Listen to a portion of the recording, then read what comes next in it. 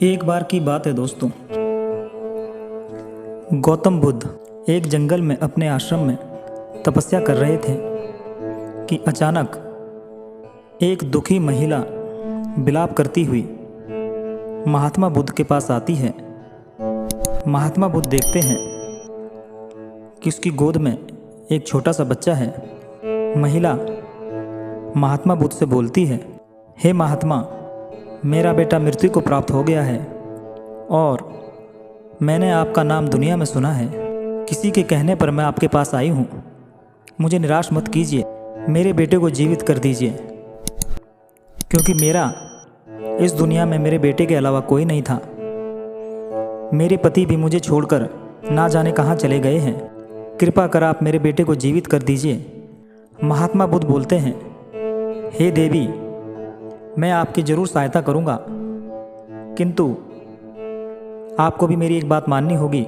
आप नज़दीकी गांव में जाइए और जिस घर में किसी की मृत्यु ना हुई हो, आप उस घर से भिक्षा लेकर मेरे पास आ जाइए। यदि आप ऐसा करती हैं तो मैं आपकी सहायता ज़रूर करूँगा और आपके मृत शिशु को भी जीवित कर दूँगा।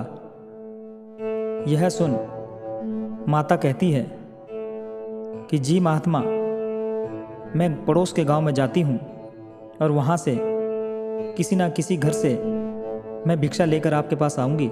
यह कहकर महिला वहाँ से चली जाती है।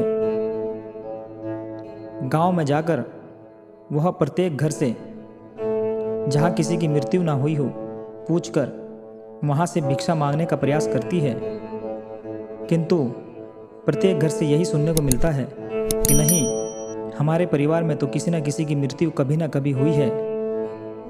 यह सुनकर वह निराश हो जाती है और उसे उस गांव से किसी भी घर से भिक्षा नहीं मिलती। दुखी होकर वह महात्मा बुद्ध के आश्रम में आकर महात्मा बुद्ध के चरणों में गिर जाती है और कहती है, हे महात्मा, मुझे गांव के किसी भी परिवार से किसी भी घर से कोई भिक्षा नहीं मिली। प्रत्येक घर में किसी न किसी की मृत्यु हो चुकी है। यह सुनकर महात्मा बुद्ध उस महिला से कहते हैं, हे देवी, जिस प्रकार आप एक माँ हैं, उसी प्रकार इस दुनिया में ना जाने कितनी माएँ हैं और आपकी भांति ही किसी न किसी माँ ने अपने प्रिय पुत्र को, अपने कलेजे के टुकड़े को खोया है। तो आप इतना विलाप क्यों कर रही हैं? ये तो प्रकृति और इस ब्रह्मांड का एक नियम है, अटल सत्य है। जो इस पृथ्वी पर आया है उसे वापस जाना ही होगा। उसे दुनिया की कोई भी ताकत नहीं बदल सकती। जीवन मरण तो प्रकृति का एक अटल सत्य है। तो हे देवी, आप विलाप न करें और प्रकृति को अपना काम करने दें।